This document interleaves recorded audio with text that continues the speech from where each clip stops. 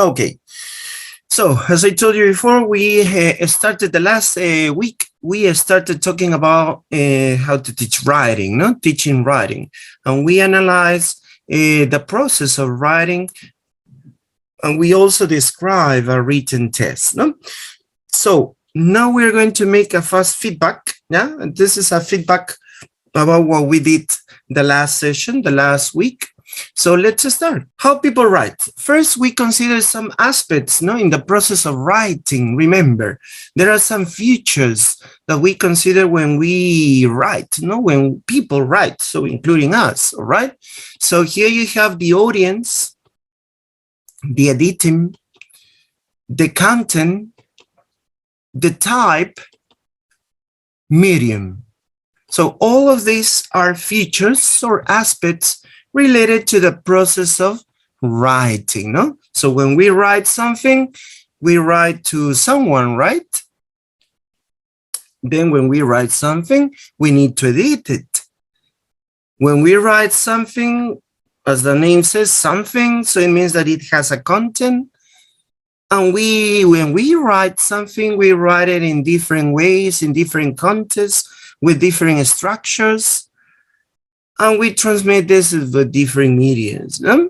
So notice all these aspects are considered when we talked about the process of writing. No? Don't forget these aspects. Then we talked about the elements. Can you remember about the elements? The elements of writing, the process of writing. What are the elements? Can you remember? What are the elements of writing? Tell me, try to remember. No, nobody. What are the elements, the 4 elements? I'm gonna help you with one. The first one is planning. What is next? What is next? Can you remember? The first element of writing is planning. What is next? Drafting, editing.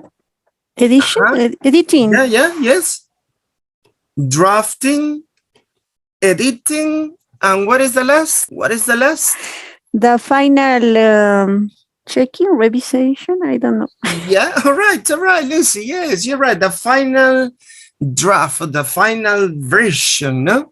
So notice here, when you finish editing, when you finish drafting, you finish planning. Remember, when we talked about these elements of writing, this is a normal sequence, but remember that we can combine the sequences, no? So we can change. When you're planning, you start drafting also, or when you're editing, maybe you change something and you say, no, this is not good. So you make another draft. So note, and when you get the final version, maybe you check up and you could see that there is something that you didn't write, or you omit some ideas, or maybe you write too much. So you change it again and you plan it again, or you make a draft it again and you edit again. So notice, that's why we saw a circle, no? When we talked about planning, what does it mean, planning? What does it involve in planning? What does it involve in planning? Tell me. What does it involve in planning? What do we do in planning? What do we usually do? Teacher, yeah, you plan when you plan, please. So the name says, no? You plan what you're gonna write. What does it mean, plan? What are you gonna do specifically? To structure the sequence. Yeah, So maybe you plan how to write your test, no? How to write your test. What is first? What is second? What is third? Yeah. All right. So notice here, in planning, you have a lot of things considered. For example, in planning, you have your first thoughts. No, you get your thoughts down on a paper. It's free write. You outline, you take notes. No, you write some notes. Maybe you discuss. If you're writing in a collaborative way, you start discussing. You start thinking about something. No. Also notice here that you define the purpose of your writing, the audience of your writing, the content of the structure, as your partner says, the structure, the sequence, the genre, the register. Oh yeah, I'm gonna write, yeah, this, let's imagine that you're gonna write a letter. So you say, oh, this is letter is for my boss. No? Oh yeah, it needs to be formal. Notice you're talking about the genre and the register. The genre is the formal letter. And the register, formality. All right? So what is first? Oh yeah, the heading, the date. Yeah, then the address, and then the title. Notice this is the structure. Eh? You start thinking about the structure, how you're going to write your letter. And the purpose. Oh, I'm going to write a letter for, or to ask permission, no? Permission for a week or 2 days because you need to go to an appointment, or maybe you have to study abroad. So notice this is the purpose. Eh? Notice all this you do when you plan your writing. Then we have the drafting. What does it mean, drafting? Aha, Floor. Very good, Floor, here in the chat. You start connecting your ideas, right? You put your ideas and thoughts together, yeah, and you start forming sentences and paragraphs. Remember, at the beginning, you just plan, you take notes, you start thinking about the structure, about the genre, about the audience, who you're gonna read to, the register. But now you start connecting your ideas, yes, and you put your ideas together and you start making sentences or paragraphs. Then we pass to the editing. What does it involve in this element? What is it involved in this element? Editing. What are you gonna do? Like the song, like the song. What you gonna do? What you gonna do? What are you going to do in the editing element or process or steps? No, here you, or stages. No, here you have some stages when you start writing something. No, nobody. Editing. Remember. Oh, yeah, Marisol? Marisol, are you there? Your microphone is on, Marisol. You want to say something? No. Yeah, all right. Yeah, editing, remember, editing means to revise, to reflect, not to rewrite maybe some sentences, some ideas, to rearrange sentences, and you get a feedback.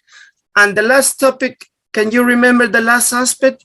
Proofreading. What does it mean, proofreading? Oh, Catherine?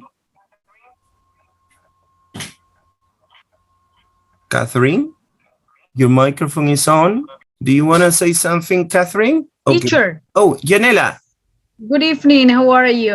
Fine. Tell me, Yanela. About you were asking about proofreading. Yeah. Proofreading, it could be like a feedback at the end. Yeah. All like right. It likes to correct if it is okay, like to correct it. Could be like that. Yeah, all right. But it is done by yourself or by another person? No, it's important another person check your writing. Exactly. Remember, proofreading, as Yanela says, yes, is to check, to revise, to correct, but you don't do it. Another person does it for you. Maybe your teacher, no? For example, we are proofreaders because we ask students to write something and then they have to give us the paper, the writing, the test, and we start checking, yeah, this is not correct. And so you make some marks and you give your students a feedback. So this is proofreading. When you present your test, your writing to another person, and the other person start reading it and check it. and maybe he or she can give you some ideas to change or some structure, the sequence, no? So this is called proofreading. Remember, proofreading. When another person checked your test. Don't forget it. Leslie, do you want to say something, Leslie? Oh, no. Good evening, teacher. Good evening. All right, Leslie. Okay. Good evening. All right, because I saw your microphone on, I suppose you want to talk. Yeah, the same that you told us about grammar checks, writing checks. I think so. That's an idea. All right. Okay, Leslie. That's it. Okay, don't forget to turn off your microphones, please. Okay, thank you. So, and the last one is the final version. No? The final version is your final draft. Notice that we put here draft because when you finish something, maybe you want to change something too, no? Maybe you say, no, I think I need to change some words or some ideas. And notice that's why we saw in the last session that we put these stages as a circle, no? As a wheel, because they can interact each other, or you can change the position, no? Remember that this is a normal sequence, yeah? But you can change that, no? So here you start sharing. Yeah, tell me. Sure. There can be semantic analysis in proofreading. Yeah. Proofreading, semantics, is related to the meanings. No? Semantic analysis, is related to the meanings, but not just the meanings, not just semantic, grammatically, or maybe some ideas to change. So it involves many aspects, not just semantically or grammatically or syntactically, no? Because you can, I think this ideas doesn't have a sense, maybe cohesion or coherence, no? So notice that you can check these aspects, no? But remember, the general term of proofreading is when you made someone check your test or read your test. And this person is going to give you some ideas. Or maybe he could tell or she could tell you, yeah, that's okay, perfect. Everything is okay. And that's it. Notice, but the other person read. That's why here says reading, proofreading. So another person reads your test and tells you if it is good or not. No? As you said, Leslie, maybe semantically or syntactically. No, so it depends. No, it depends on the person who read it. All right. Okay, very good. So notice these 4 elements when we talked about the process of writing. Then we talked about the differences between speaking and writing. As I told you, nowadays, when we write informally, this is so similar when we speak, no? So there are some changes because of technology, no? Because of these chats, the famous chats that we write as we were talking, right? So we have this, but we still have some differences between speaking and writing, the time and space, no? When we talked about speaking, this is more spontaneous and it doesn't long too much. When we write something, is most of the time is not so spontaneous. You take some time to write it and it's longer, all right? It's longer. The participants are different, no? Maybe when you write, you do it by yourself, and then you give to another person. But when we speak, maybe we interact with other people or other person, so it's different. The process, as I told you, no, it involves, when we write, it involves more thinking skills because you start thinking what to write. But when we speak, we don't think too much, right? The organization and the language, the structure, the sequence are different too, the signs and symbols, and the product. So notice all the differences that we have between speaking and writing. No, we talked about this the last session. Then we started describing a written test. In order to describe a written test, we have 4 aspects: the genre, the test construction, cohesion and coherence, and register. No, remember, when we talked about the genre, we are talking about the type of test, no? The types of tests, different type of tests, no? Descriptive, explanatory, persuasive, no? Poetry. So we have different written tests, no? Magazines, articles, blogs, biographies, stories, journals. Ooh, we have a lot, no? These are the genres. The test construction, it depends on the genres because each type of test has its own structure. They have different way to construct, no? As I told you before, the example that I gave you at the beginning, when you want to write a formal letter, so what is the structure? Oh, you have the heading, the date, the address, the title, no? Who you are writing to, no? Then you have a body or a greeting, a formal greeting. Then you have the body, an explanation, reasons. Then you have an ending, a formal ending. So it's different when you write an informal letter, maybe to a friend or to your parents. So the structure are different when you write an email, no? A letter and email has different structures. So when you write a story, so notice the way you construct a written test depends on the genre or the type of test you're writing to. Then we talked about the cohesion and coherence, so we're going to expand here a little more. And finally, the register, no? So, in order to remember, what is cohesion and what is coherence?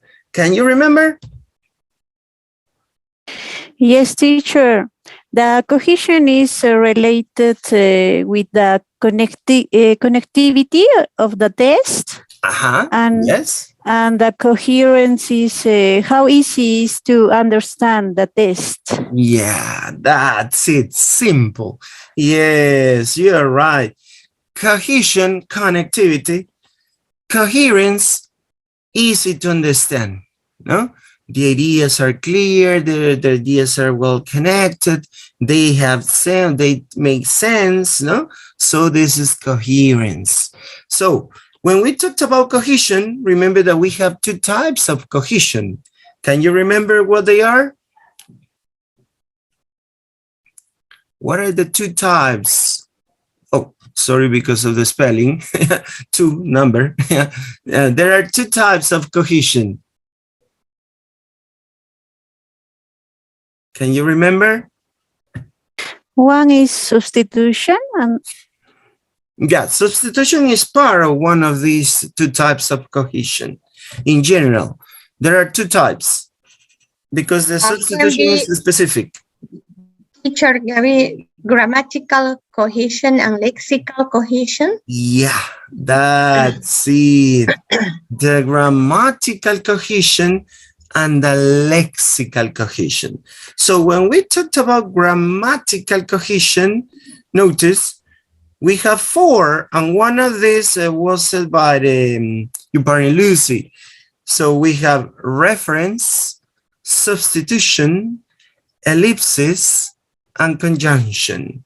What is reference? Can you remember? Can you remember what does it mean, reference? No, nobody. Yeah, I'm gonna give you the types of reference. And with this, maybe you can remember. So we have personal reference when we use pronouns, personals or object pronouns. Then we have demonstrative reference when we use the demonstrative pronouns or demonstrative words. And finally, we have the comparative reference. So what is reference? What does it mean? It comes from the word refer, no? Refer. So one word refers to another word, maybe preceding or maybe following, right? Works as a link to. Yeah, it's a kind of connection. One word to another, like in order, for example, to link one word to another. Yeah, yes, you are right. Yes, as the word says here, this word refers to a preceding word or to a following word. All right. And in order to do that, we're going to use pronouns, no? For example, you say, no, Carlos is a very famous doctor. He lives in Lima. And notice he is referring to Carlos, right? In order not to repeat Carlos, no, because Carlos is a famous doctor, Carlos lives in Lima. No, so you use a pronoun, he. This is reference. This is called reference. And you're using a pronoun, subject pronoun or object pronoun. No? Don't forget it. This is called reference. So one word refers to another word, following word, or preceding word.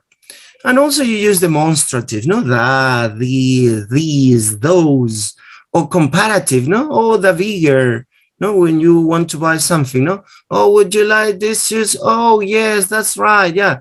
But I would like the lighter one, or the bigger.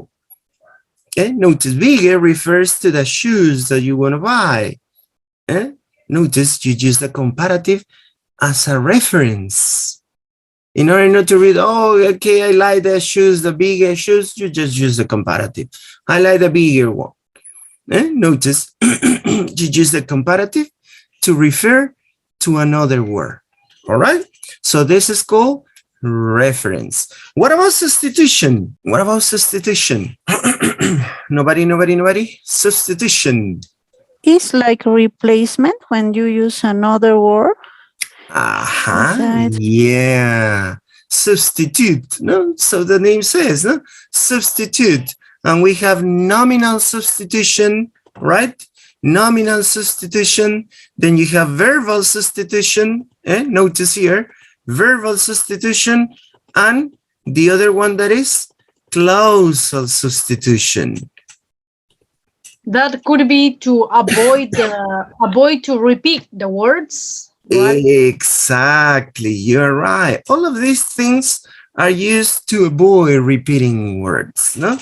In order not to repeat words, so you here use the reference, you use the substitution, no? Now, the nominal, remember, nominal is referring to nouns, no? That you're going to use or replace nouns. Don't forget it. Nouns, verbal, so the name says all. You use verbs, no? You are going to replace verbs, and you use some verbs to replace. For example, no, when you say, oh, Carla cleans his house, or her house, sorry. Carla cleans her house. And the other person says, oh, and Sheila does, or Sheila doesn't. And notice you're using the verbs. All right, so you're replacing, in order to repeat, Sheila cleans her house too. So Sheila does too. Notice you're substituting, all right? You're substituting. So don't forget about this. We have nominal, we have verbal, and we have here clausal. Don't forget about it. Now, the next one is ellipsis. What is ellipsis? Ellipsis. Ellipsis means maybe leaving out words rather than repeating them unnecessarily. Yes, you are right. So in ellipsis, we're going to take out words. No, we are going to omit words. All right. So again, here you have, similar to the substitution, we have here three: nominal, verbal, and clausal. Nominal, again, referring to nouns, verbal, referring to verbs, and clausal, referring to clauses. No? For example, in nominal, so you say, they don't like it, yet said nothing. Notice you're omitting the pronoun they, no? They. So you don't say they said nothing, so it said nothing. Verbal. Have you been swimming? Yes, I have. The famous short answers, no? The famous short answers. So you don't say, yes, I have been swimming. No, yes, I have. Notice you are omitting verbs. And clausal. Who was playing the piano? So you say John was. Notice similar to substitution, no? So you are omitting the clause. John was playing the piano. Instead of saying that, John was. Notice you are omitting here a clause, all right? A clause. So here you have this ellipsis. And finally, we have the conjunction. In conjunctions, so as the name says, we are going to use conjunctions or connectors, no? Connectors, and we have different purposes. Additive connectors, adversative, causative, and temporal, no? Additive means that you are going to add information, no? Adversative, you're going to contrast, no? Ideas, opposite ideas, all right? Causative is because you're going to explain, no? You give a purpose, a reason. Temporal is related to sequence, no? So you use conjunctions. For example, in additive, you have and, no? The most common is and, furthermore, moreover, and so on. Adversative, but, however, nevertheless. Causative, so that. Temporal, then, after that, no? Eventually, finally. So notice, you use these conjunctions, You use these conjunctions to give cohesion to your test. So notice all the grammatical cohesions that we have. Now, let's continue with the next one. The next one was referring to the lexical cohesion. In the lexical cohesion, we saw two, reiteration and collocation. Reiteration, so here we have four, repetition, synonyms, hyperonyms, general word. Hyperonyms, remember, hyperonyms is the major category, no? You use some words related to the major category, not to repeat the other words, no? This is hypernym, don't forget it. And collocations, we have opposites, or the series, lexical sets, and meronyms. When we talked about meronyms, we're talking about parts and a whole, no? Part and part. Not to, for example, these kind of exercises are very common in verbal reasoning, no? So these are called collocations. Don't get confused, yeah, with the other word that is equal, collocation, when we talked about fixed phrases, no? It's a kind of similar because we're going to work with two words, a pair of words, no? And the relationship are this, is part of a whole or a whole and a part. So we have these meronyms. Don't forget about that. Meronyms. So we have these two cohesions, no? The grammatical cohesion and the lexical cohesion. Then we talked about the coherence. Coherence, remember, is related to this.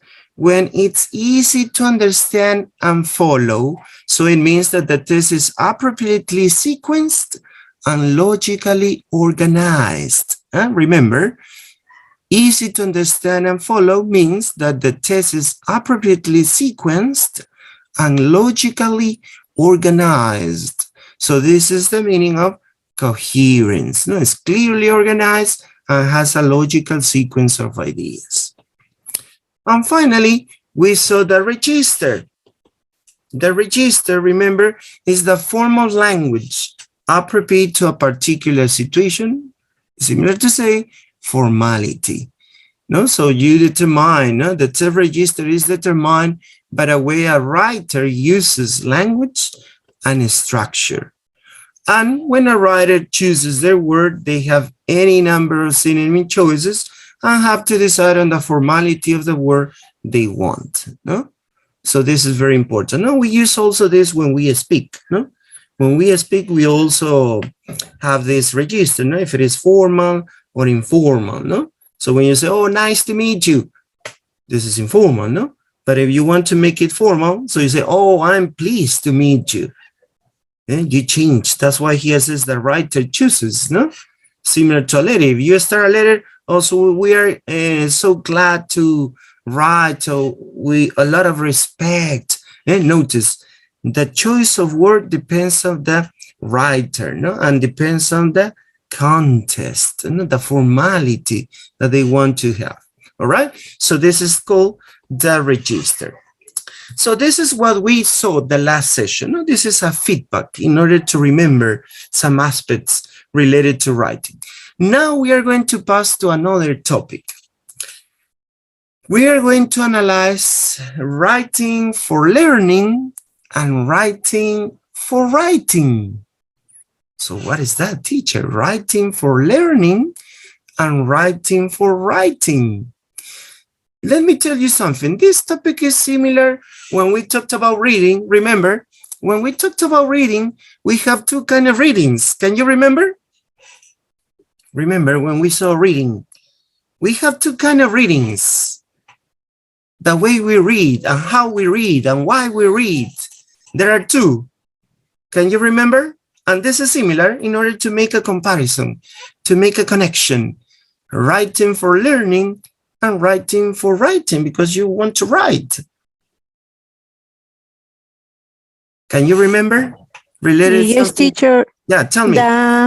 The reading intensive and the extensive is like that? Excellent, excellent, very good. Extensive and intensive. Extensive reading is? Excellent, Cindy. Cindy in the chat, very good. Extensive reading means reading for pleasure. Yes, that's it, Lisbeth. Yeah, extensive reading. Remember, extensive reading is reading for pleasure. You can do it at a school or at home, no? Remember, when they say extensive, it doesn't mean, yeah, the student reads at home. Not exactly, not exactly, because you can give the opportunity to your students to read what they want in class. Maybe you have 20 minutes to read something that you want. You choose or you give them, no, remember, you give some options to them to read and they choose. No? You don't choose, they choose, but you give them some ideas, no, some options, all right? And they choose what they want to read. This is called extensive reading, no? Reading for pleasure. Exactly, Leslie, novels, magazines, no? Nowadays, it's very common to read blogs, no?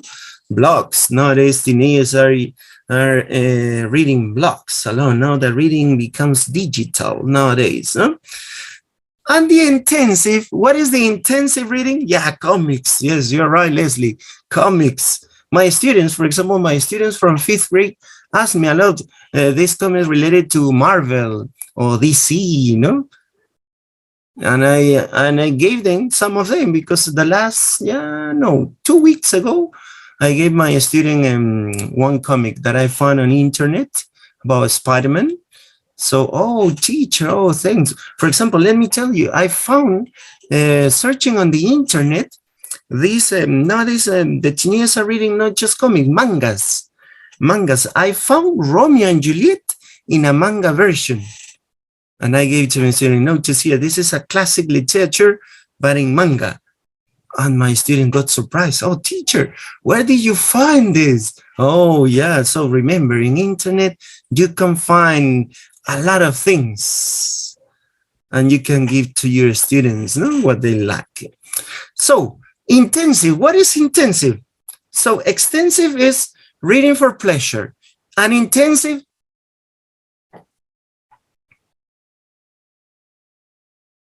It needs more detailed. Academic purpose. detailed reading. Yeah. Yeah. Oh, who was talking? This way. Yeah. Oh. I cannot hear you well. Reading for academic purpose.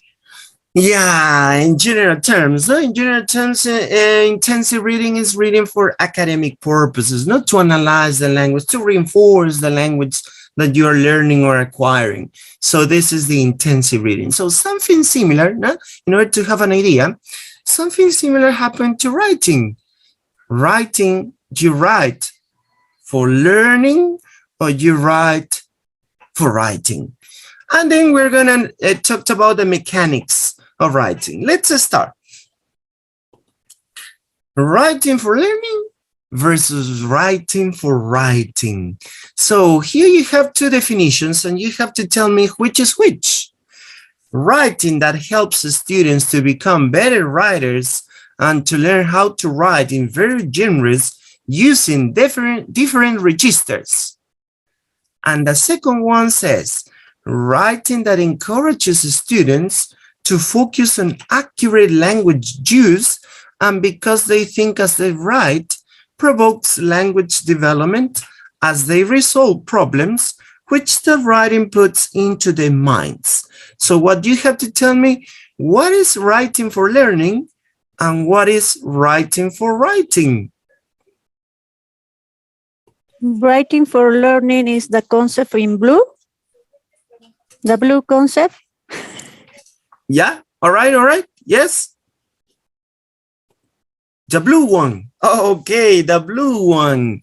Writing for learning, right? Yes. So the gray is writing for writing. So everybody agrees with Lucy? I guess it's upside down. Yeah?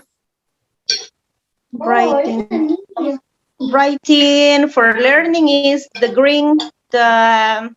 dark green one. The green Okay, one? writing that helps students to become better writers and to learn how to write in various genres using different registers. I guess that's writing for learning. For learning. And writing for writing is the second one. We have two different ideas, two different answers. Please tell me, who do you agree with? No, nobody else? You can write it in the chat.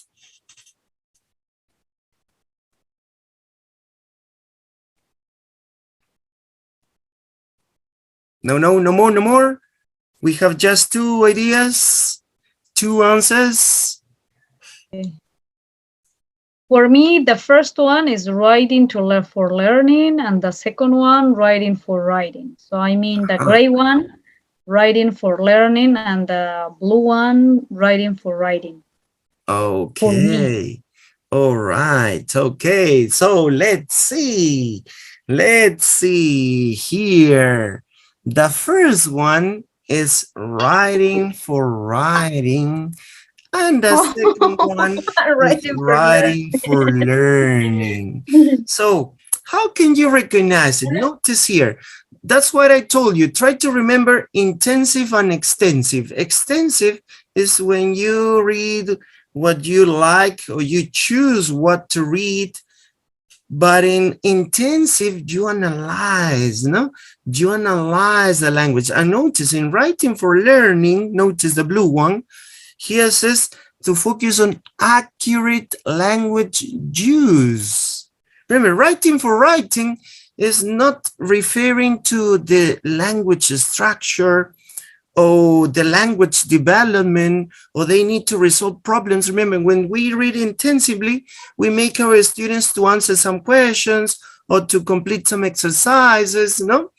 This is intensive reading, similar to writing for learning, because you make your students analyze the language, what kind of language they are using, the structure, if it is good or right or wrong.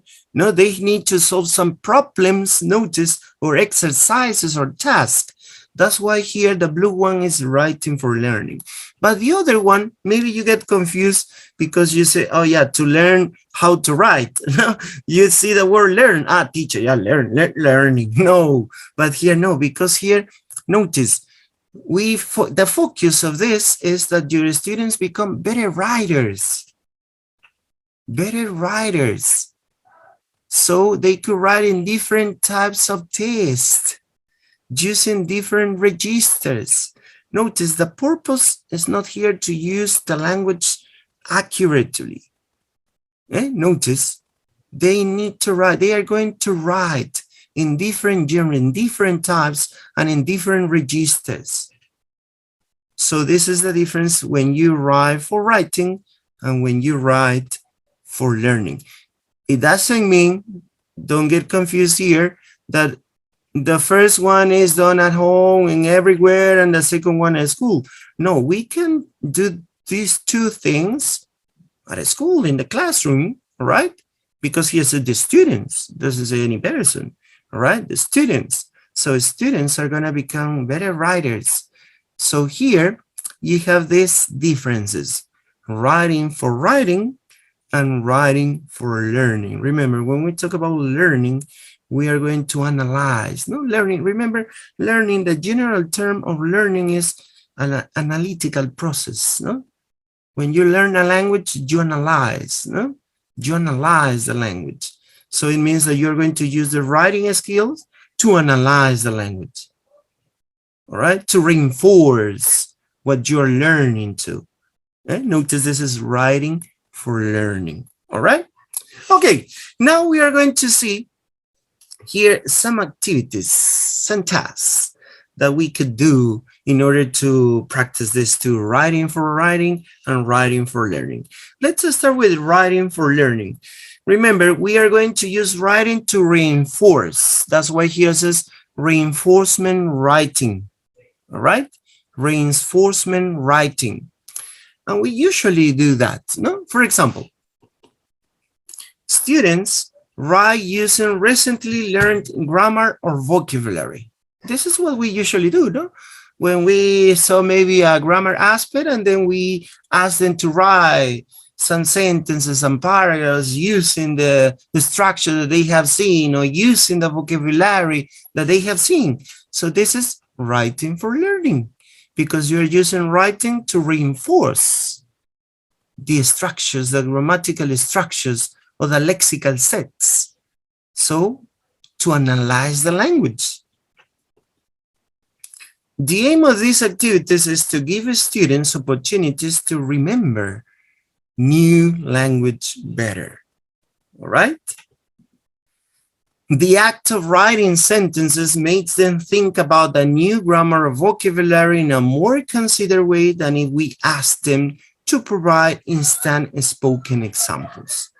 Notice here, this act of writing sentences, so make a student think about the new grammar that they have seen or the new vocabulary they have seen, and in a more reflected or more considered way than when we ask them to speak, no? When we ask them to speak, so they don't analyze it so carefully, no? They just speak, all right? But when we ask them to write sentences using the structures and using the vocabulary that they have seen before, so they consider more because they analyze. Oh, no, the teacher asked me to write using the third conditional sentence. Yeah. Oh, yeah, third conditional. How do we make the third conditional? Oh, yeah, if plus the past perfect, had, how do we make the past perfect? Oh, yeah, had plus the past participle. So they start analyzing, Notice, before writing the sentences, they start analyzing. That's why here says they see the grammar or the vocabulary in a more considered way than we ask them to provide instant spoken examples. So notice, we use the writing to reinforce. Examples. Students have recently been practicing the third conditional. So this is what I told you. They might be given the following instruction. So you said, to your students, write 2 sentences about things you wish but turn out differently, and 2 sentences about things you are pleased about.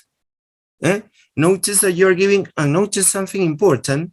She doesn't say, yeah, use third conditional. No, notice you are giving a situation. Yeah, this is very important. Functions. Wishes. Here you are, this function of wishes. Wish, but turn out differently, bad situations turn out differently, and 2 sentences about things you are pleased about. So in order to write these 2 sentences, or 4 sentences, because 2, they are going to use the grammatical structure that they have seen before, all right? So this is a reinforcement writing. Another example, students have recently practiced the vocabulary of adjectives. So you ask them to write a sentences about a friend or a member of your family using at least 2 of these character adjectives: proud, kind, friendly, helpful, impatient. Okay? Notice you use the writing to reinforce the vocabulary. Oh yeah, my teacher asked me to write about a friend or about a member of my family using 2 adjectives. Okay, my mother, proud, kind, proud. No, my mother is proud. What does it mean, proud? Okay, proud. Notice they analyze carefully the vocabulary to use. So the new vocabulary or the new grammatical structure that they have seen, so they consider in a more careful way, no? In order to write as sentences. And notice here, this is reinforcement writing. All right, this is writing for learning. Oh, sorry.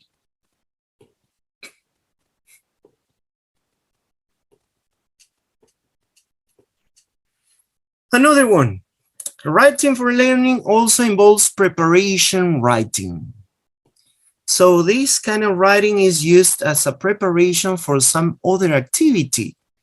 Notice the purpose of this kind of writing: to prepare students for another activity.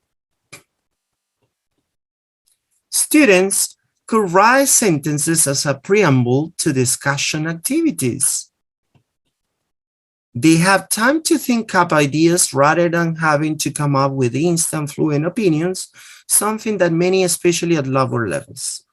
So the most common, no? The most common is to say, yeah, what do you think about this topic? And the students start telling you, no, orally.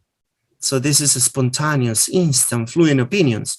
But you can change it and you ask them to write. Notice, you ask them to write. And here says that this is usually used with the lower level students, no? Because maybe they don't have enough fluency to talk. So you could ask them to write. Instead of talking, instead of speaking, so they can write something about that topic that they are going to read, or they are going to listen, or that they are going to talk later. All right? So you use writing to prepare students for other activities.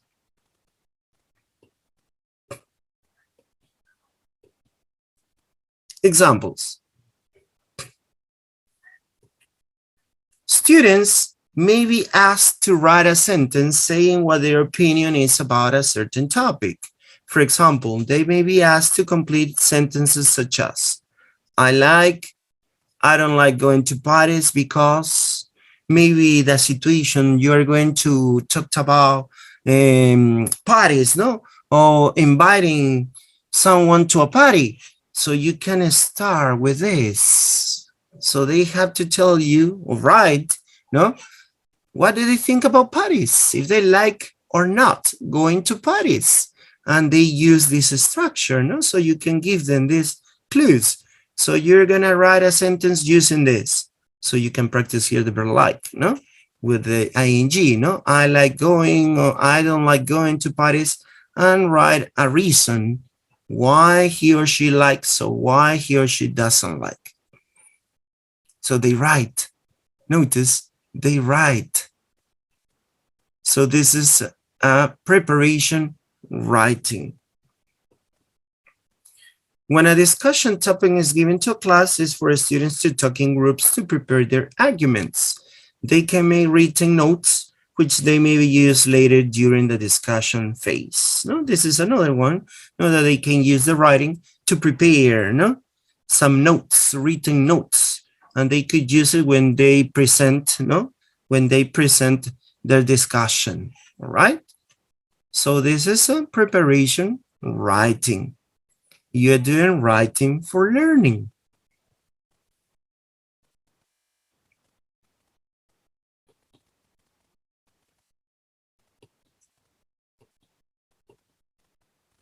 Activity writing.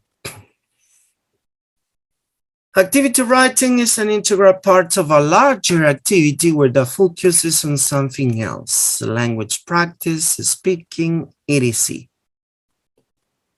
Students need to be able to write to do these activities. The activities do not teach students to write. Notice, these activities do not teach students to write.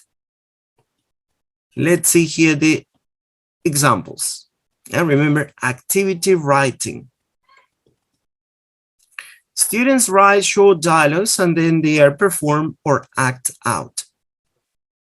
So you ask them to write short dialogues and then they are performed or acted out.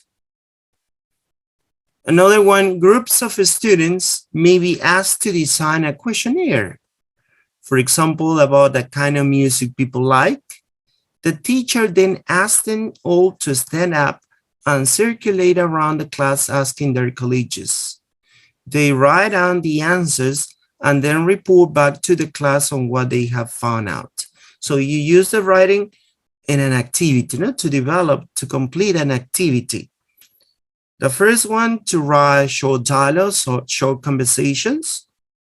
Maybe you give them some ideas and they start creating, notice, they start creating the conversations. Or the other one, when you ask them to prepare a questionnaire, all right? And then the next step is that they need to speak, right? So the kind of music people like, so they prepare, notice they created questions, no? They created questions using different structures. Notice it's free, using different structures. So the kind of music people like, this is the topic. So you or they need to write a questionnaire about this topic. And they have to stand up and circulate around the class asking their colleagues. And notice then, they have to write down the answers and then report back to the class on what they have found out. So notice that you integrate. That's why here's an integral, no? Integral activity, because you are going to integrate the skills, not just writing. If you could see that the previous activities is just writing.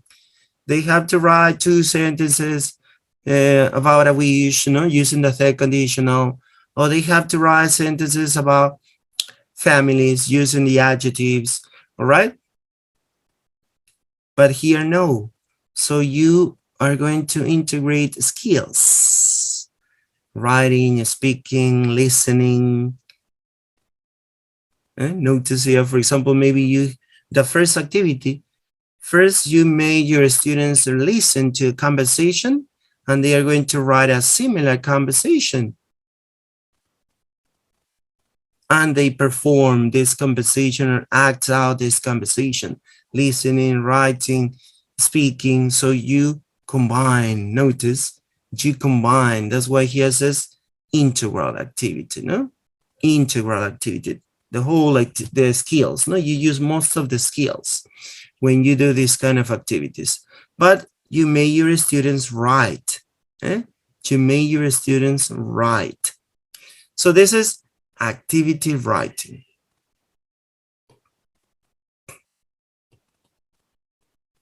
Now, let's pass to writing for writing. Yeah, before passing to writing for writing, remember, we're going to make a fast feedback. So we have writing for learning, we have this, reinforcement, preparation, and activity writing. Don't forget it. Reinforcement, preparation, and activity. Reinforcement, that you make your students to check up carefully a new structure, new vocabulary, and they're going to use when they write something, no sentence or maybe short paragraphs. No? Then the preparation, so you use the writing to prepare to another activity. And the activity writing, when you combine, no? That's why here it says, writing is an integral part of a larger activity. It's part of it, no? To prepare a questionnaire, so it's part of it. Writing is part of the whole activity, because then they have to ask to the students, then they have to report it and present it. So this is the whole activity, a larger activity. A part of this activity is that they need to write. And don't forget it. So we have three, reinforcement, preparation, and activity writing. Let's pass to the other one, writing for writing.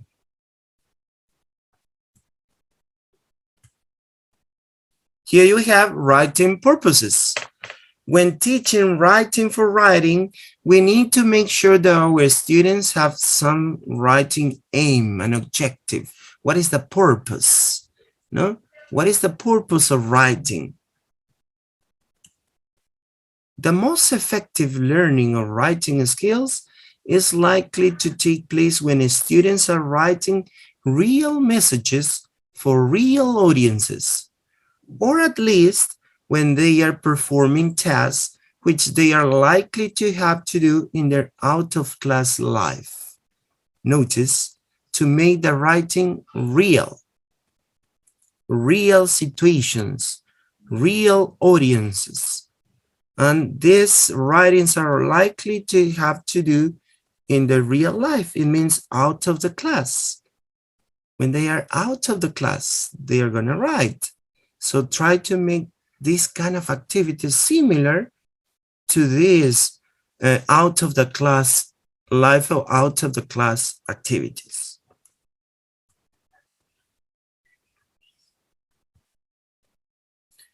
For example, here we have different contests when we talked about writing for writing. We have English as a second language, the famous ESL.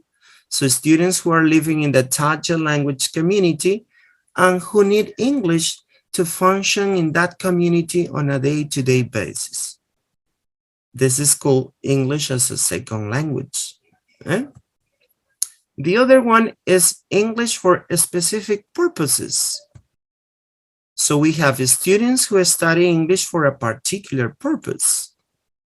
Here we have, for example, academic situations or maybe professional situations. Now, remember when we talked about ESP, we have two major branches, academic and professional. Academic, maybe when they go to the university, so they need to understand or they need to write some academic writing.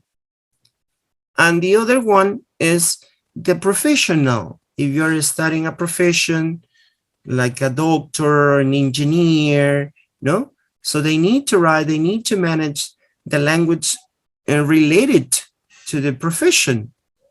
So that's why here says a particular purpose, all right? That's why here this kind of course is very common nowadays, no? Nowadays it's very common. For example, in the past, I remember when you teach English to some careers, you teach general English. But nowadays, universities, well, I think mostly private universities, some of them, not all of them.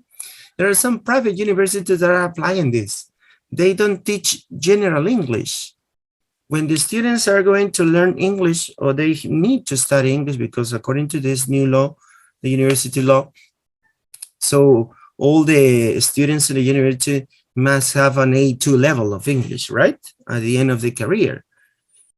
So according to this law, so they need to study English, 2 cycles, 3 cycles, 4 cycles, I don't know. It depends on the university, yeah? But most of the university teach this English in a general way, general English. But some of them are not. They teach English related to their career. And I think it's the best way. I think it's the best way.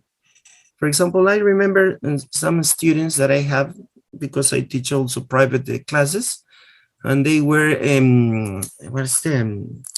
this ADEX, I think is the institute, ADEX related to commerce, tourism, and he told me, teacher, because he was my student at school, teacher, I have some questions, please, could you teach me some lessons of English, because the English that they are teaching me is related to my career. There is some vocabulary that is related to my career. I can understand it very well. But I think it's the best. It's the best way that they can learn English according to their career. English for example, this is English for tourism, English for medicine, English for science and technology. For example, I taught this course at the university. because this is called English for specific purposes. So, and I try to make into analyze different fields, no, different aspects, science, technology, computing, related to the environment or health or medicine. No, so here the other one is related to business. All right. So this is according to a particular purpose. Remember, so the writing is according to a particular purpose. This is called the English for specific purposes. And the other one is English as a foreign language. This is a general. Students who are studying general English at schools and institutes in their own country or are transitory visitors in a target language country. So we have these three. Notice, this is the major ones. English as a second language, English for specific purposes, and English as a foreign language. No, we as teachers at schools, we teach English as the third one, no? English as a foreign language. But there are some private schools which are bilingual, so they teach English as a second language, all right? So we have here differences. And the other ones, and some universities or institutes, they teach English as a or for specific purposes, all right? Now, writing for writing, we have the creative writing. So we have creative writing is one area like painting and composing where the imagination has a chance to run free. Notice, creative writing is different from the writing for learning, right? This will not be easy because of the limitations many students come up against when writing in the L2, no? It's not kind of easy, and also it's time consuming, no? Nor will all the students respond well to the invitation, no? Giving students generally creative tasks may open up avenues they have not previously traveled down either in the L1 or the L2.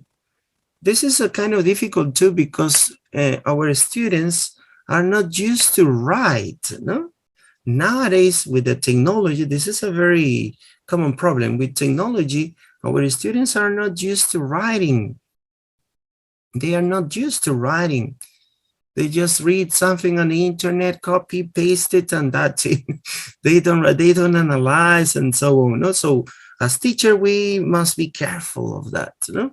So we have to analyze carefully the tests that they're writing and also give them CSS some tasks that can make them use their imagination, no? Even in the target language or the mother tongue, no? The native language. That's why here says L1 or the L2.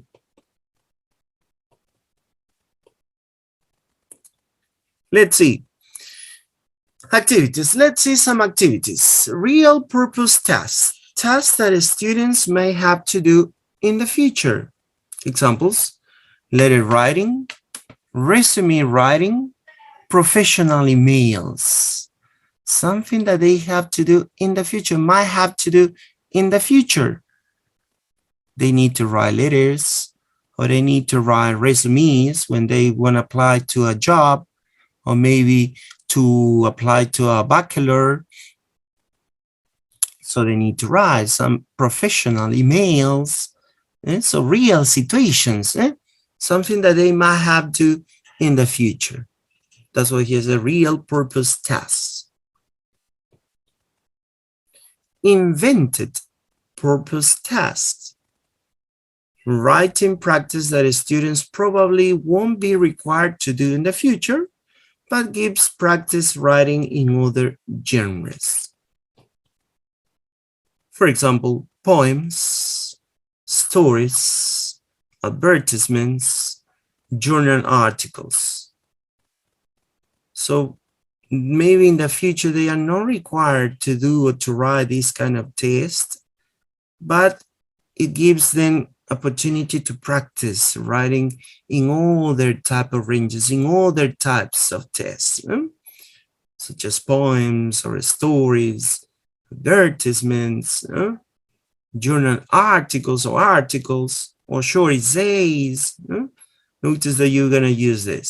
So this is the invented purpose task. So we have real purpose task or invented purpose tasks. We have analyzed different activities and the different ways that we are going to use writing in our class. Now we have these two, writing for learning and writing for writing. Remember, writing for learning is focused on the accurate use of the language to reinforce the language. No, this is the first one, reinforcement. Then to prepare to another activity. All right. So we have this, the writing for learning. Remember, writing for learning. Or the other one that is an integral part of a whole activity. No. And the next one is writing for writing. Here, it involves to teach our students or to ask our students to write in different genres, simulating some real situations. That's why we saw two, no? Real purpose tasks or invented purpose tasks, but creatively, all right? Creatively. It doesn't mean that, start writing a letter. But that the student says, but how am I going to write a letter? So it means that you have to give them some structure, but he's going to write in a creatively way. You know, you give some structures and some expressions, but the next part, the body of the letter is going to be written by the student in a creative way, you know, according to the situation that you give them, right? Now, let's pass to another point. It's very important. What is our task? What is our duty as a teacher in writing? Let's see. When helping students to become better writers, teachers have a number of crucial tasks to perform. Among the tasks which teachers have to perform before, during, and after student writing are the following. So notice the steps, the steps, similar to the other skills, no? Before writing, during writing, and after writing. No, while. During is similar to while. No, we have seen in the reading and listening, before listening, while listening, no? After listening. The same happens with the reading, the speaking, and the writing too. So in this process, we have some tasks as teacher we must do. And which are they? Demonstrating, motivating and provoking, supporting, responding, and finally, evaluating. Notice here the tasks that we must do in the whole process of writing, no? Before, during, and after writing, after our students writing. So we need to demonstrate, to motivate and provoke, to support, to respond, and to evaluate. Let's see each of them.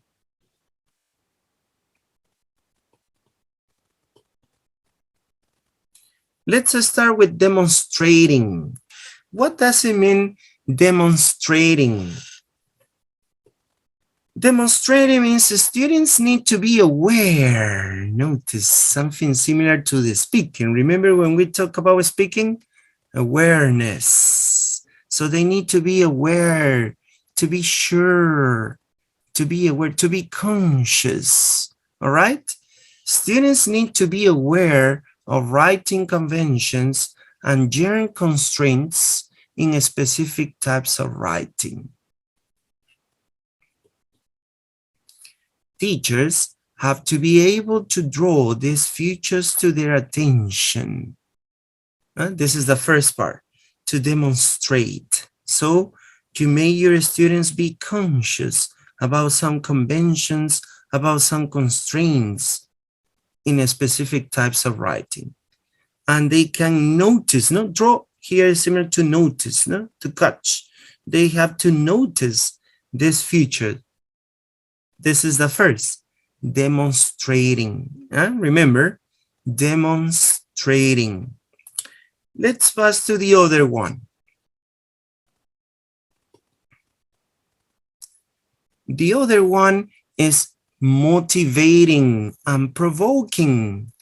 Motivating and provoking means the teacher can help provoking the students into having ideas, enthusing them with the value of the task, and persuading them what fun it can be. Because some students say, no, teacher, writing, no, I don't like writing. It's a kind of boring. I like speaking, but not writing because it's spontaneously, no? It's more active, no? They could think that it's good, more active, it's fun, no? But when they write, no, teacher, I need to write, to organize, to structure the sentence, to write, to run. No, I don't like so much. So your role, your task is to provoke your students' enthusiasm to write. Persuade them to write, and they could think that it's not so boring, no, it's kind of fun. So this is the second. Let's continue with the third one.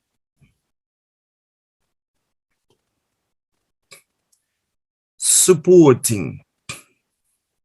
Teachers need to be extremely supportive when the students are writing in class.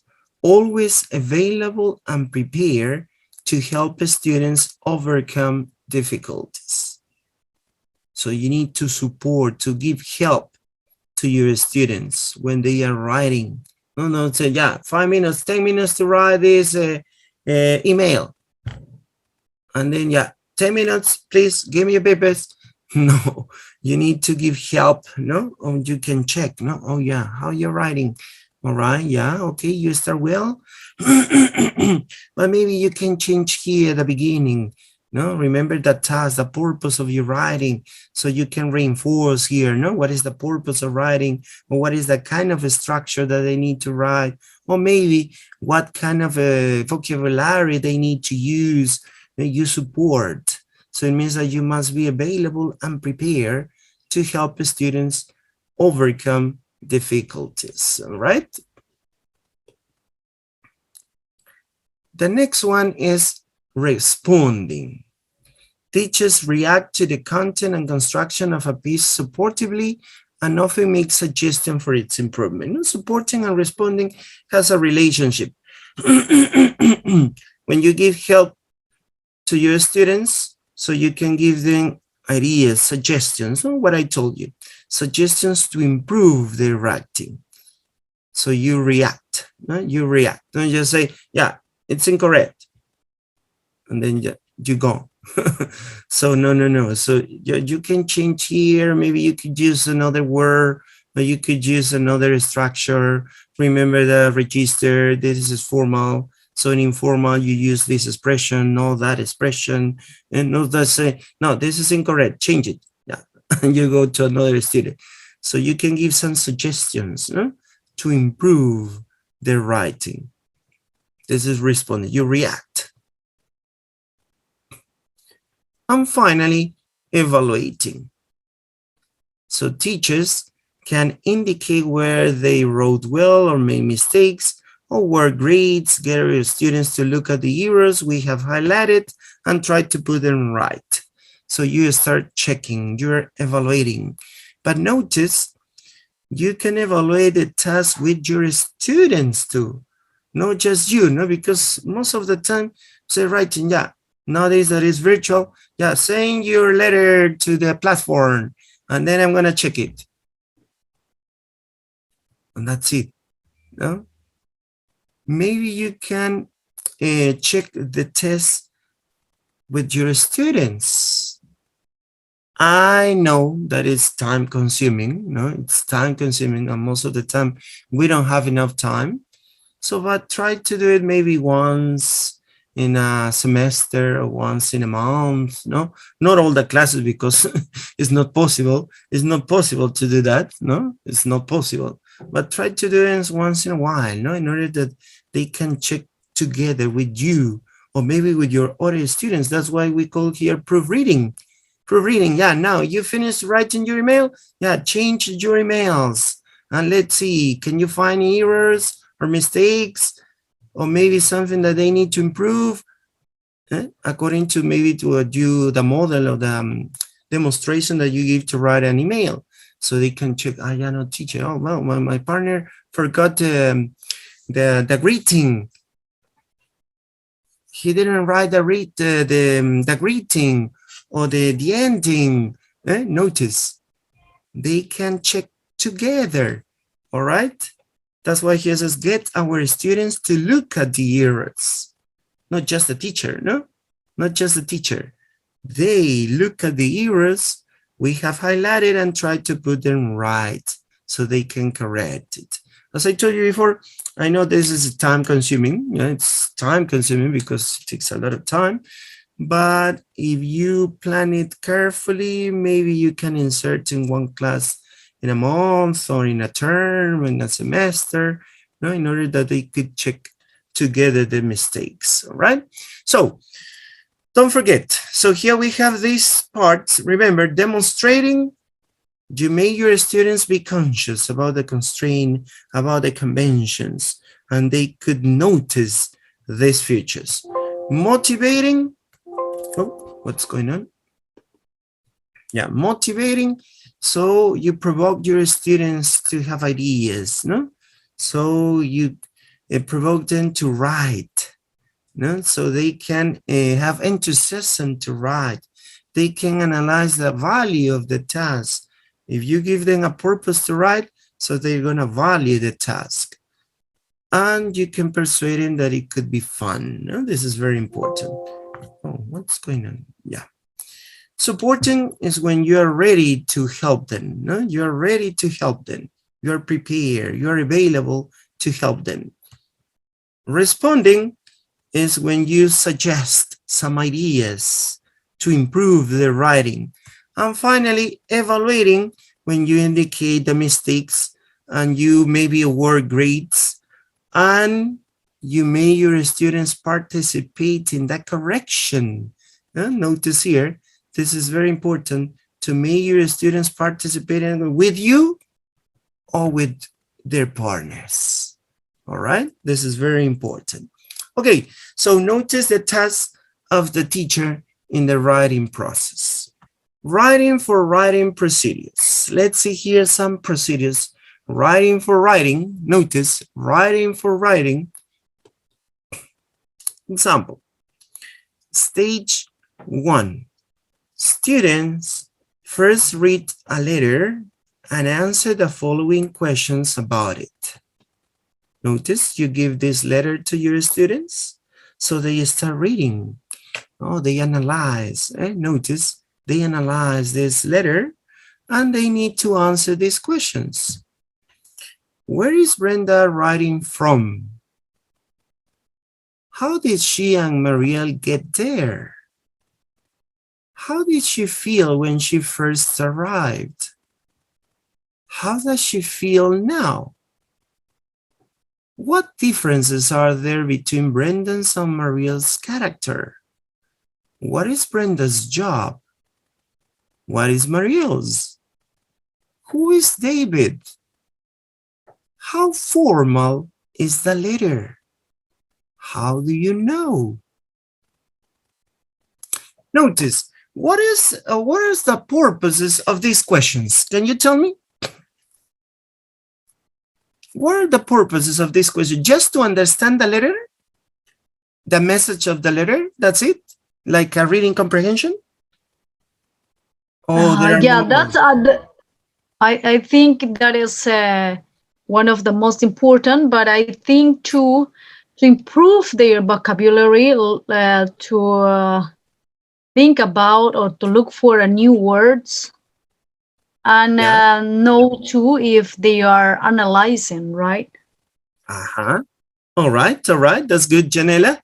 Exactly. To analyze the vocabulary, the structures, no? The most important here, well, notice, this activity is for writing, but you start with a reading skill, right? Notice, as I told you before, when we talked about writing, it doesn't mean that you're just gonna write, you're gonna ask your students to write and that's it. No, you can use other skills too. So the purpose of this activity or this lesson is that the students are going to write a letter. This is the purpose of your lesson. All right, the aim of your lessons, the students are gonna write a letter. But you don't start by writing a letter.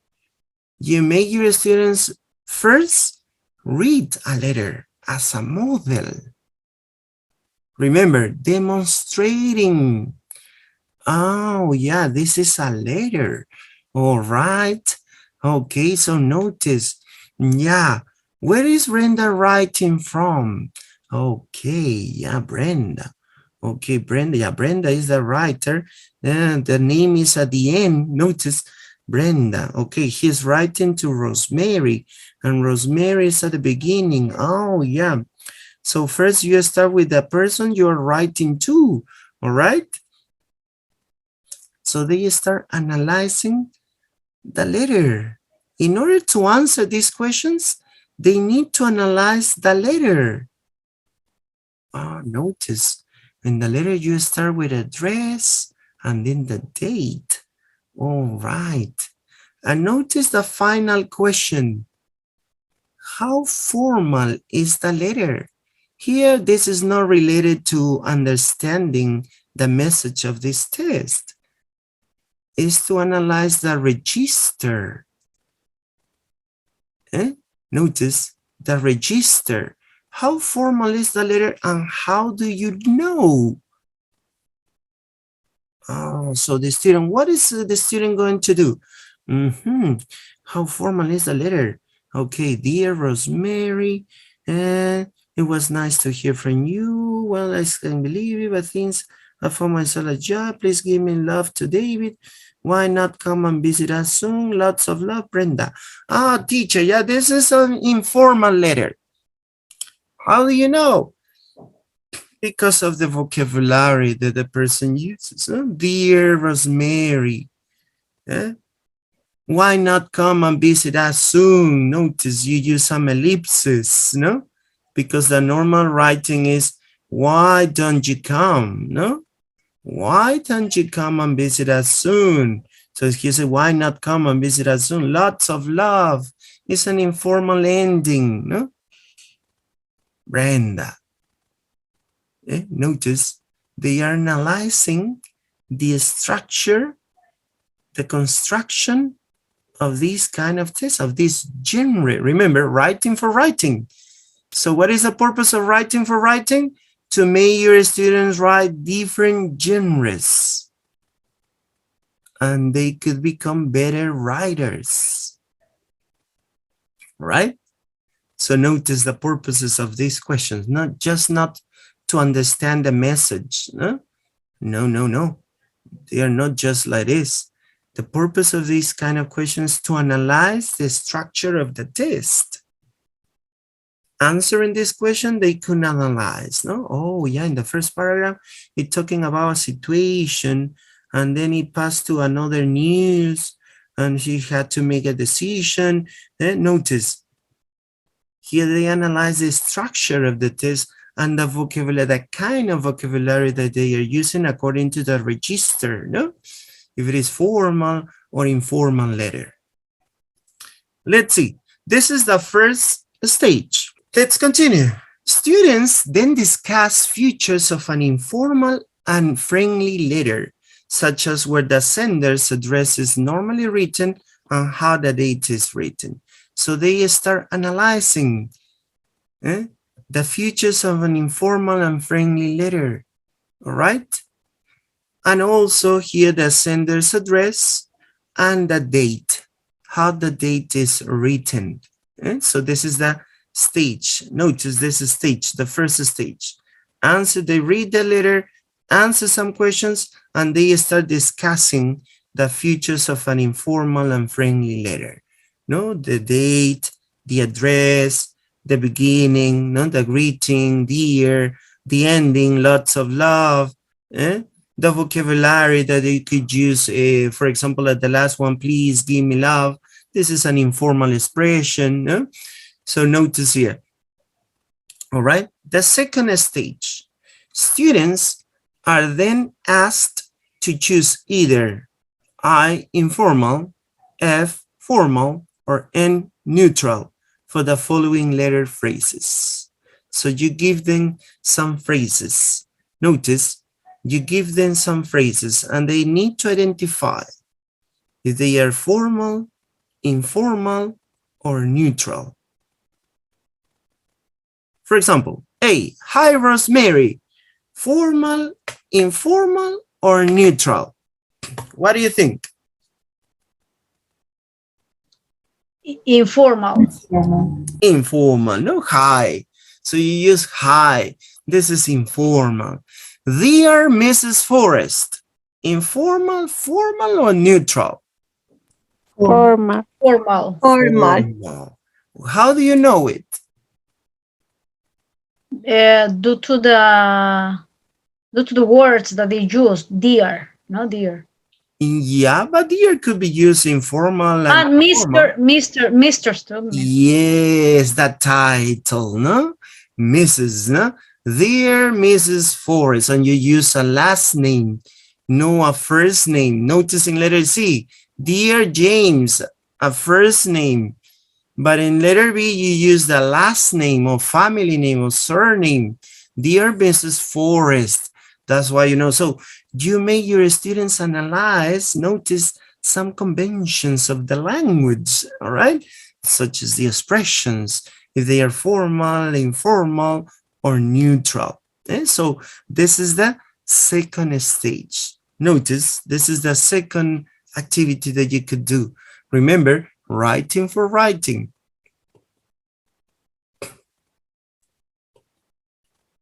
Stage 3.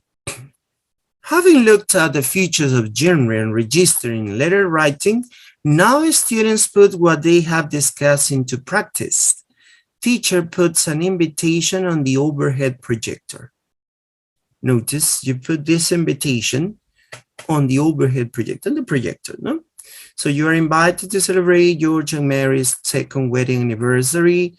Yes, it's been that long. No, then the address, the time, the date, no, bar, music, nibbles, pool, so there are different kind of activities. Then you have the RSVP, no? You have the address, no present, please. Notice, so you show this invitation to your students. After they have analyzed the genre and the register, so they have to put these things into practice. So you present this invitation. Now, what I have to do? Sorry. Now notice the teacher is going to separate a board in 2 columns, yes and no. What do you think the purpose of this activity? Can you tell me? Do you have some ideas?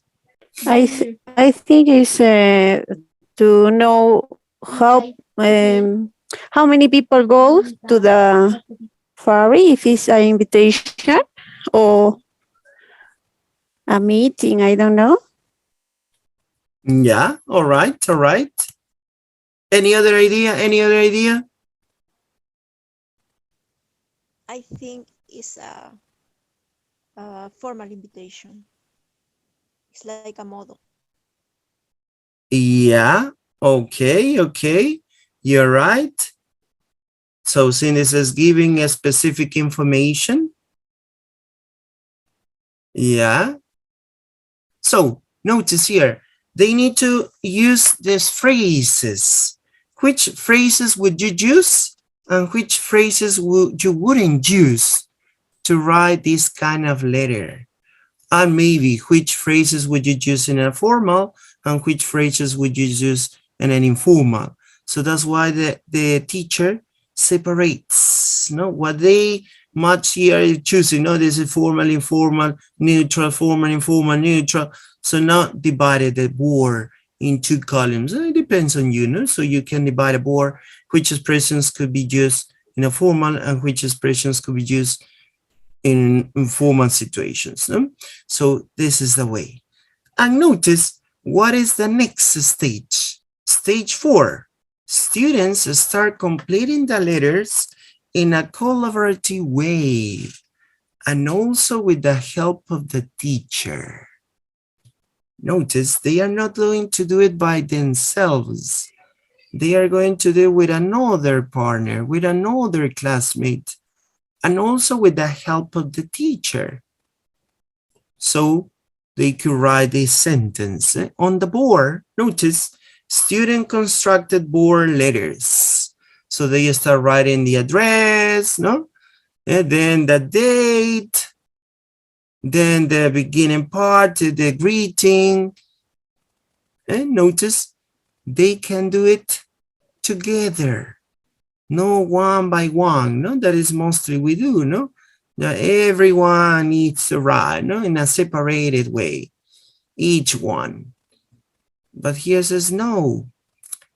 So they can write the letter, the invitation letter, notice, together as a class maybe. Yeah, you can ask, yeah, okay, Carlos, write the address. Notice the example, And so the student goes to the board and write the address. Yeah, now Pepe goes to the board, write the date. Be careful, don't forget how to write the date. Then start writing the date. Okay, first the month and then the day, yeah, the number. Pepe, remember, ordinal numbers. Oh, teacher, yeah, TH, okay, thank you, yeah. All right, ordinal numbers. Yeah, now Maria, write the greeting. Dear, yeah, and they start writing, notice, they start writing the letters together as a class maybe, or maybe they can work in twos or in threes, no? It's very important to make the writing fun, because if they write in a separated way, alone, each one, so there is no interaction, no interaction. So that's why they think that writing is boring. So when they interact, so they think the activity is fun, right? It's fun, it's not boring. So it's very important to make your students participate in a collaborative way. I know that this is time consuming. Yes, I know, but try to do it. I think this activity could be more than 40 minutes, not the whole process, as you have seen, more than 40 minutes, but it's going to be helpful for them. It's going to be helpful for them. So notice this is writing for writing. Stage 5. Students can be asked to look at the new letter with gaps in it. The students complete the test by adding one word for each gap. Teacher starts a discussion about the answers and then about the difference of the letters shown. Now the teacher notices a new letter. The teacher gives a new letter with some gaps, some blank space, all right? And they need to complete the test by adding one word for each gap. And then the teacher starts a discussion about the answers and then about the difference of the letters shown. Notice, now the teacher, at the beginning, the teacher presents an informal letter. But now he changed the register. Now, notice, my dear students, do you notice any difference with the previous letter? Yeah, teacher, the address. The address is in a different way with a telephone, fax, and also the date, complete. The name of the day is complete, not with abbreviations. And you don't use ordinal numbers, no TH. All right, and there is another address, 2 addresses. And then you start with a title, Dear Mr. Benton. And the ending, teacher, no Lots of love. Yours sincerely. Nancy Mang. Oh, that complete name with the last name. Notice. They are noticing the differences between an informal letter and a formal letter. The teacher first present an informal letter to make it more real, right? Because they are students. They are not gonna write formal letters right now. In the future, maybe, you know? In the future, maybe. What is real is maybe a letter to a friend or to a family or to a relative. But then he passed to the other, to an activity that they are gonna do in the future. All right, that they are gonna do in the future. So, and they start comparing, all right? They start comparing these two styles of letters, the vocabulary, the structure. Notice the structure, how to start, how to end, the composition of the text, all right? So notice, this is the stage number 5.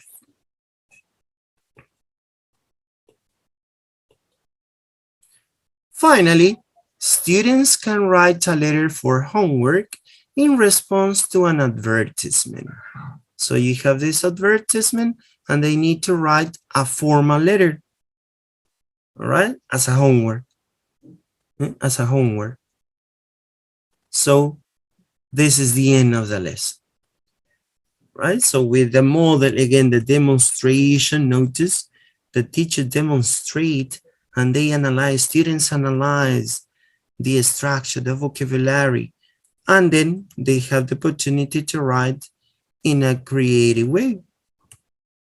This is creative writing, following some instructions. No, when we say creative writing, it doesn't mean that, yeah, write what you want, as you want.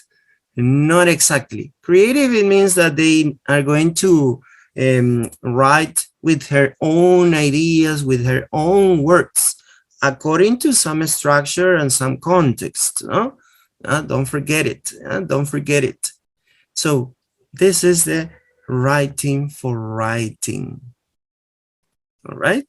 If you notice, we don't specify in the accuracy of the language, of the structures, or new vocabulary that we have seen. We focus on some vocabulary of phrases in order to write a letter.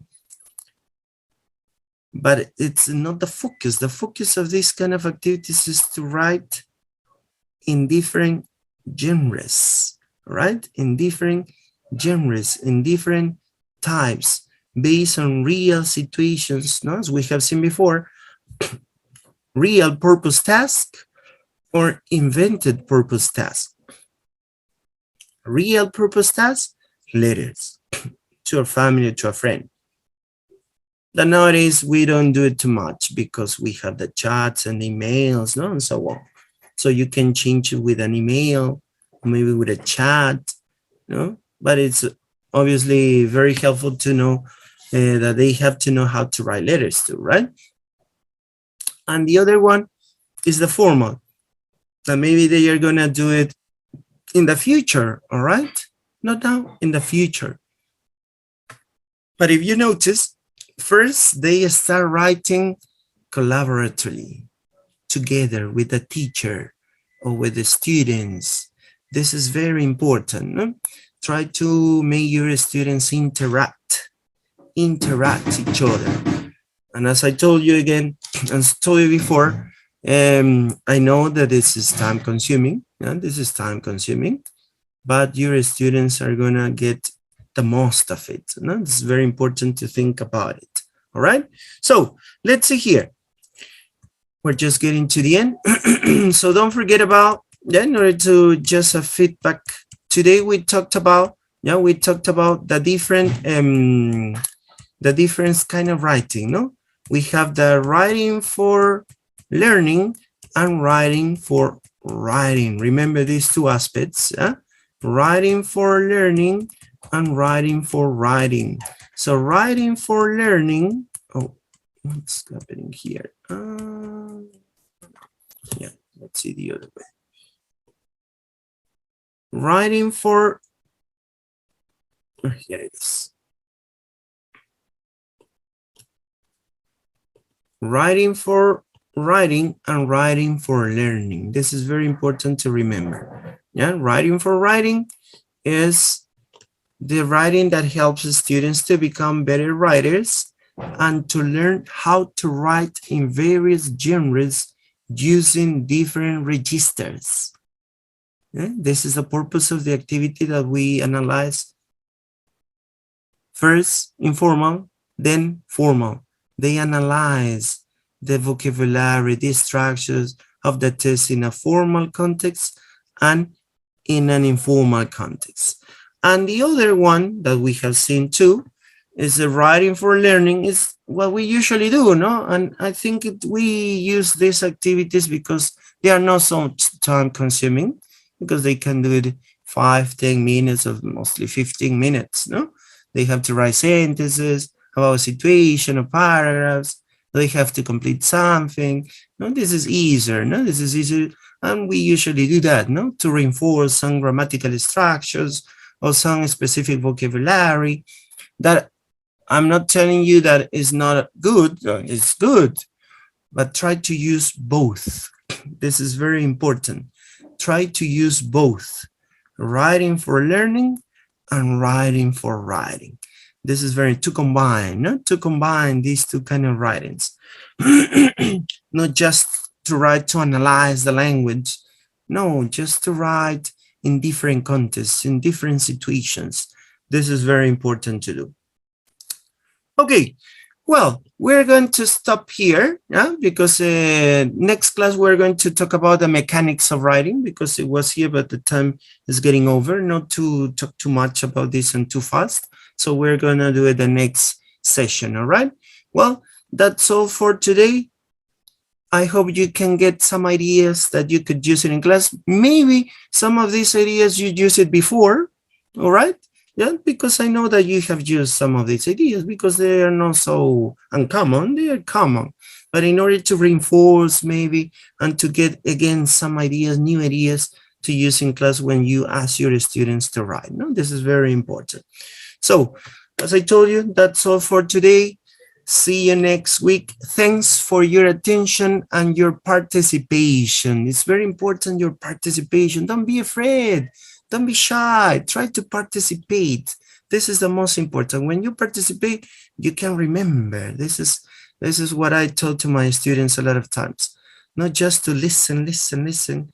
Maybe you have a good memory, you can remember everything. But what you're going to remember the most is when you participate. Maybe in a written way or in an oral way, but try to do it, all right? Okay, see you next class, see you next week. Take care a lot. Bye-bye. Take care too, teacher. Bye-bye. Bye-bye.